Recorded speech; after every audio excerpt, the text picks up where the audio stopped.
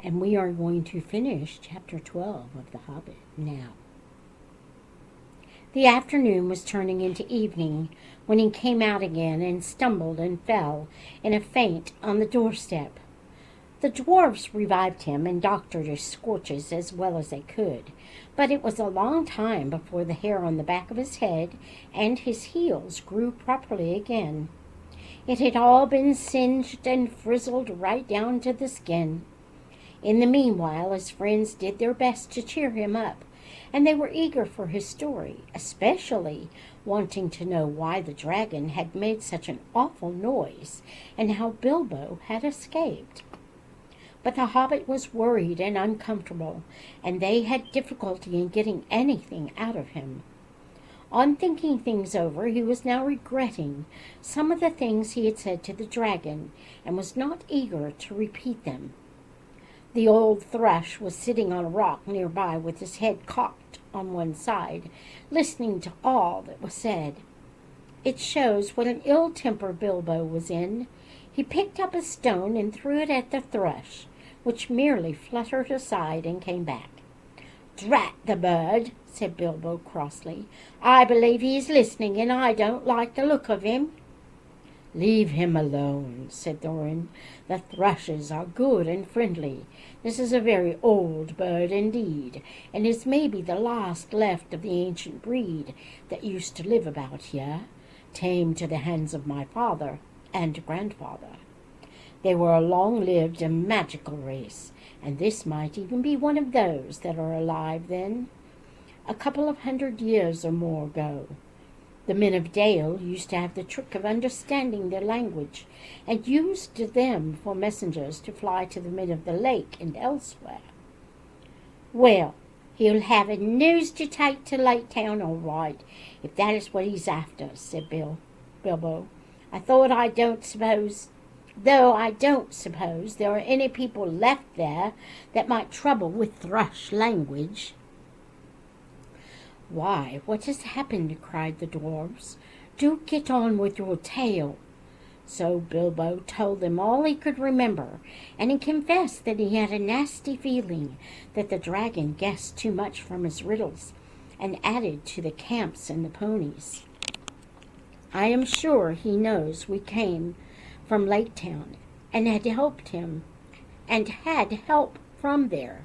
I have a horrible feeling that his next move may be in that direction. I wish to goodness I had never said that about Barrel Rider. It would make even a blind rabbit in these parts think of the lake men." Well, it cannot be helped, and it is difficult not to slip in talking to a dragon. So I have always heard," said Balin, anxious to comfort him. "I think you did very well, if you ask me. You found out one very useful thing, at any rate, and got home alive, and that is more than most can say who have had words with the likes of Smaug. It may be a mercy and a blessing yet to know of the bare patch in the old worm's diamond waistcoat." That turned the conversation, and they all began discussing dragon slayings, historical, dubious, and mythical, and the various sorts of stabs and jabs and undercuts, and the different arts, devices, and stratagems by which they had been accomplished. The general opinion was that catching a dragon napping was not as easy as it sounded, and the attempt to stick one or prod one asleep was more likely to end in disaster than a bold frontal attack. All the while they talked, the thrush listened, till at last, when the stars began to peep forth, it silently spread its wings and flew away. And all the while they talked, and the shadows lengthened, Bilbo became more and more unhappy, and his foreboding grew. At last he interrupted them. "I am sure we are very unsafe here," he said, "and I don't see the point of sitting here. The dragon has withered all the pleasant green, and anyway the night has come and it is cold.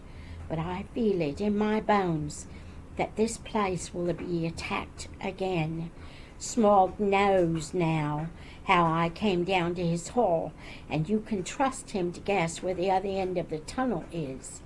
He will break all this side of the mountain to bits, if necessary, to stop up our entrance, and if we are smashed with it, the better he will like it." "You are very gloomy, Mr. Baggins," said Thorin. "Why has not Smaug blocked the lower end, then, if he is so eager to keep us out?" "He has not, or we should have heard him."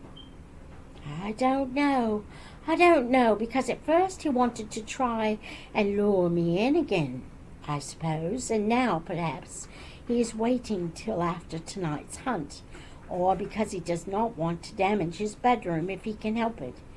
But I wish you would not argue. Smaug will be coming out at any minute now, and our only hope is to get well in the tunnel and shut the door." He seemed so much in earnest that the dwarves at last did as he said, though they delayed shutting the door. It seemed a desperate plan, for no one knew whether or how they could get it open again from the inside, and the thought of being shut in a place from which the only way out led through the dragon's lair was not one they liked. Also, everything seemed quite quiet, both outside and down the tunnel. For a longish while they sat inside, not far down from the half-open door, and went on talking. The talk turned to the dragon's wicked words about the dwarves. Bilbo wished he had never heard them, or at least that he could feel quite certain that the dwarves now were absolutely honest when they declared that they had never thought at all about what would happen after the treasure had been won.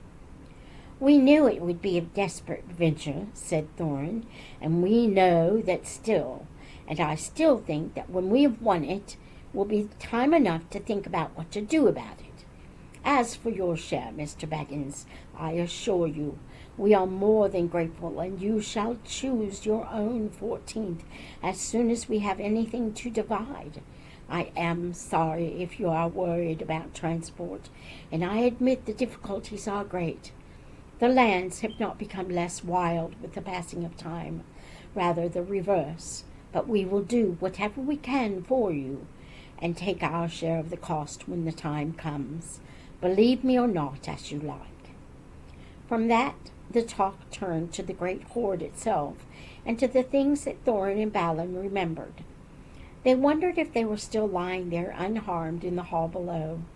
The spears that were made for the armies of the great King Bladorthin, long since dead. Each had a thrice-forged head, and their shafts were inlaid with cunning gold, but they were never delivered or paid for. Shields made for warriors long dead, the great golden cup of Thror, two-handed hammered, carven with birds and flowers, whose eyes and petals were jewels, coats of mail, gilded and silvered and impenetrable.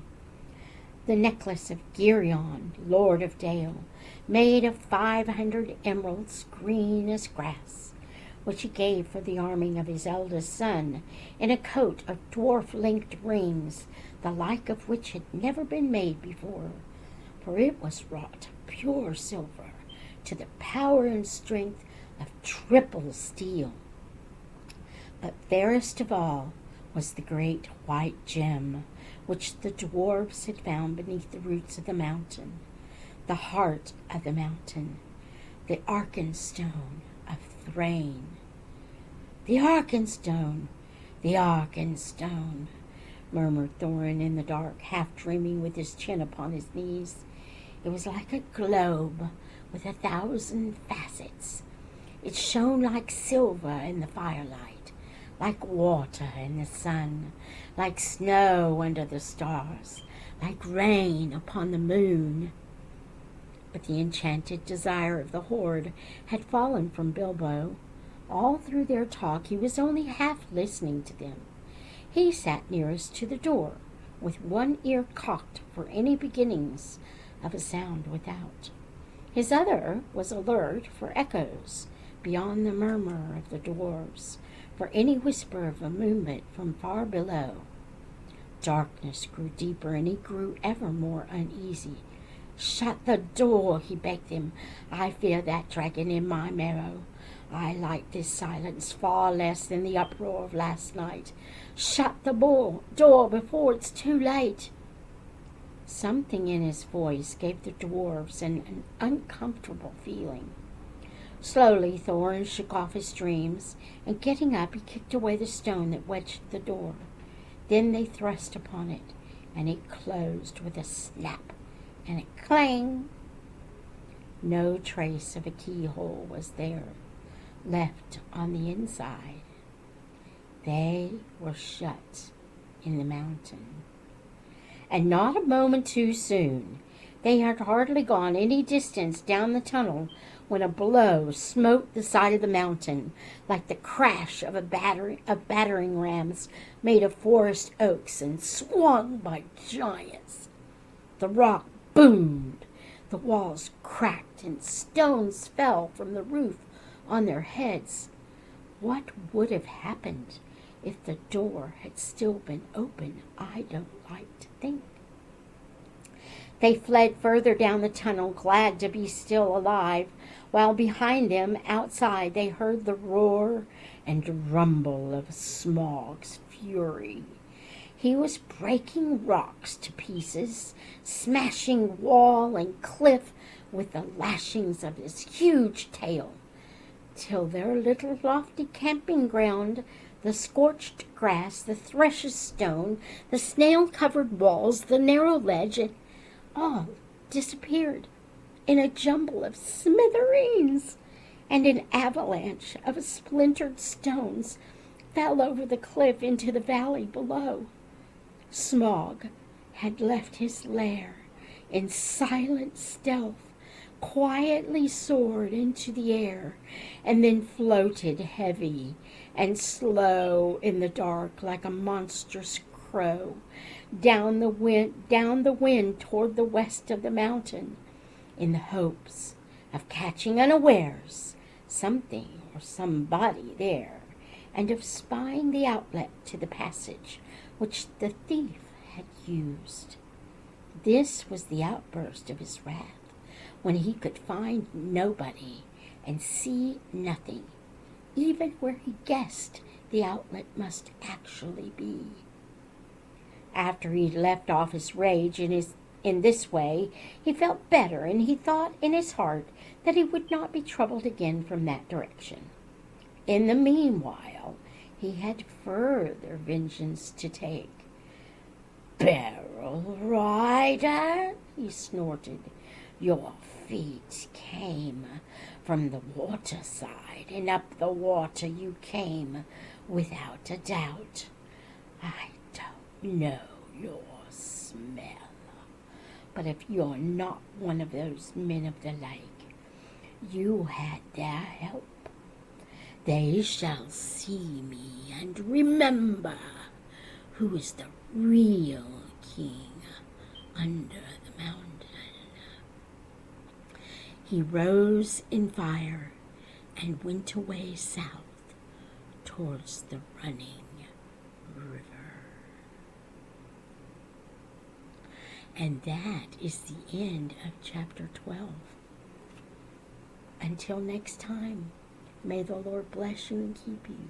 May he make his face to shine upon you and be gracious to you. May the Lord lift his countenance upon you and grant you his peace.